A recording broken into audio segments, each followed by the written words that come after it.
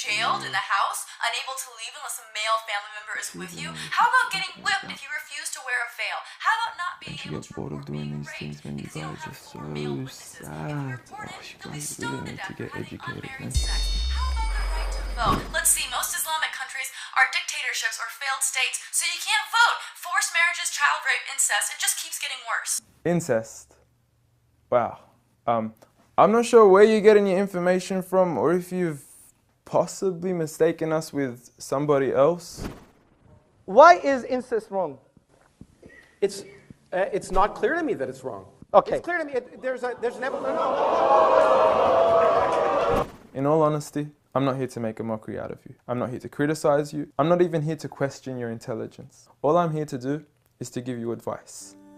As someone who sincerely wishes the best for you and wishes the best for all of humanity, as a Muslim should be. The first advice I give to you is, please, if you want to talk about Islam, know what you're talking about. Don't be talking about some random news topic that has nothing to do with Islam. If you want to judge Islam, judge it for what's in here and on the Prophet Muhammad, peace be upon him.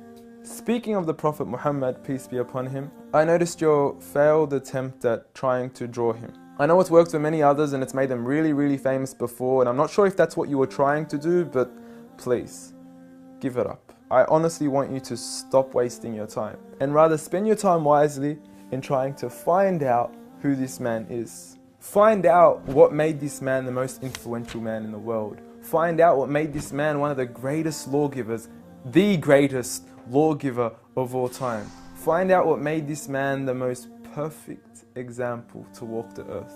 A mercy, not only to mankind, but every form of creation. This is a man who little children would run up to him because they knew how merciful he was. They knew that he would take them seriously despite their age. When he was visited by children, he would pat them on the head, while the fathers of others wouldn't even kiss their own children.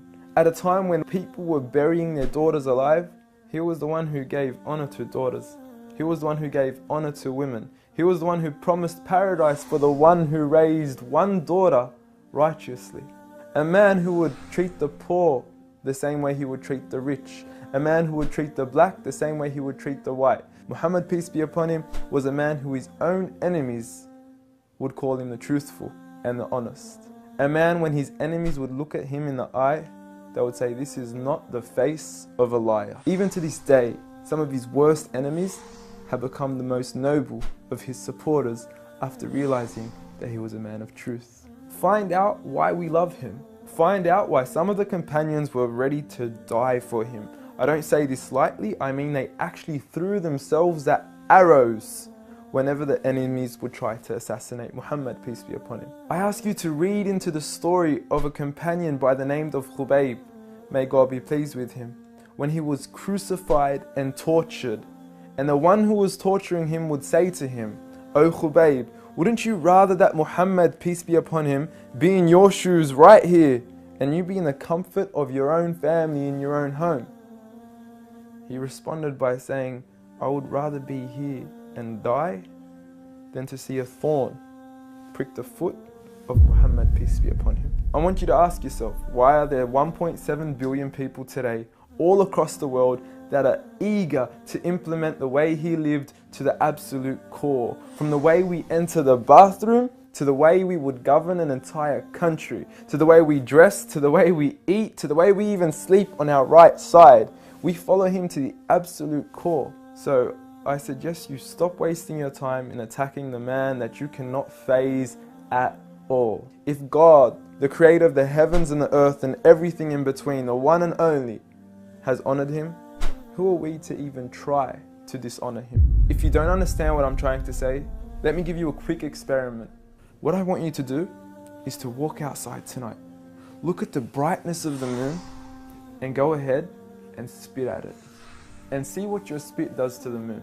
The same way that your spit doesn't affect the brightness of the moon. The same way that your spit doesn't even reach the moon. The same way that your spit doesn't even faze the moon, is exactly what you're doing when you even try to attempt to dishonor Muhammad, peace be upon him. And if anything, when you do try to spit at the moon, you're only harming yourself. So please, stop what you're doing, stop wasting your time, and try to find out who he really was for your own benefit. Seek my advice. We want the best for you. Peace.